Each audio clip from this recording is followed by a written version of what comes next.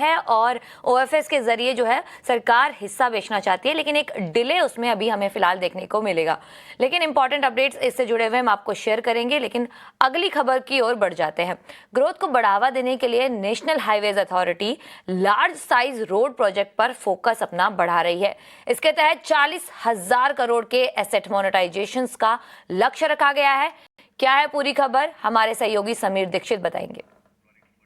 National highways authority of India NHAI asset monetisation के जरिए इस वित्त वर्ष में 30,000 करोड़ रुपए से ज़्यादा की राशि जुटाने के लक्ष्य के साथ आगे बढ़ रही है। इंटरनली NHAI का टारगेट है कि तकरीबन 35 से 40,000 करोड़ रुपए की राशि जुटाई जा सके और इसके लिए जिस मॉडल को NHAI अपना सकती है वो प्रमुखतः TOT टोल ऑपरेट ट्रांसफर और इनविट मॉडल रह सकता है। NHAI इंटरनली ये एसेस कर रही है कि तकरीबन 15,000 करोड़ रुपए वो TOT toll operate transfer route के जरिए इस राशि को जुटा सकती है और तकरीबन 15,000 करोड़ रुपए वो इनविट इंफ्रास्ट्रक्चर इन्वेस्टमेंट ट्रस्ट मॉडल के जरिए इस रूट के जरिए वो हासिल कर सकती है और बाकी की राशि जो है वो प्रोजेक्ट बेस्ड फाइनेंसिंग के जरिए जुटा सकती है।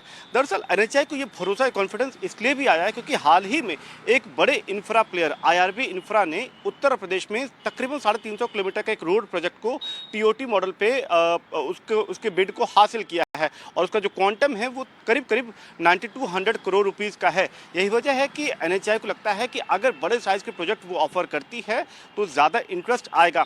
हालांकि जो रोड मैप NHAI ने तय किया वो कोशिश ये करेगी कि हर क्वार्टर में एटलीस्ट एक स्मॉल साइज प्रोजेक्ट, एक मीडियम साइज और एक लार्ज साइज प्रोजेक्ट को वो ऑफर करेगी मोनेटाइजेशन के लिए।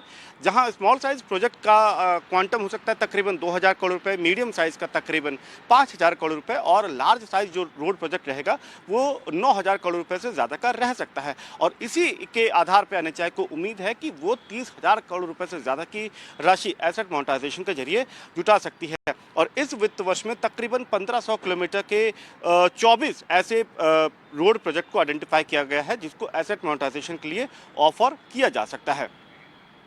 जी बिल्कुल, शुक्रिया करेंगे समीर इस पूरी अहम जानकारी के लिए। लेकिन अब इंश्योरेंस सेक्टर से जुड़ी हुई एक एक्सक्लूसिव खबर। बीमा ग्राम पहल के तहत अब IARDAI ने MOPR के ग्राम पंचायत डेटा को IIB से जोड़ने की इजाजत दी है। इससे ग्रामीण सेक्टर में बीमा की पहुंच बढ़ाने में कैसे मदद मिलेगी, क्या क्या फायदे होंगे, बता रहे हैं हमारे सहयोगी अनुराग शाह।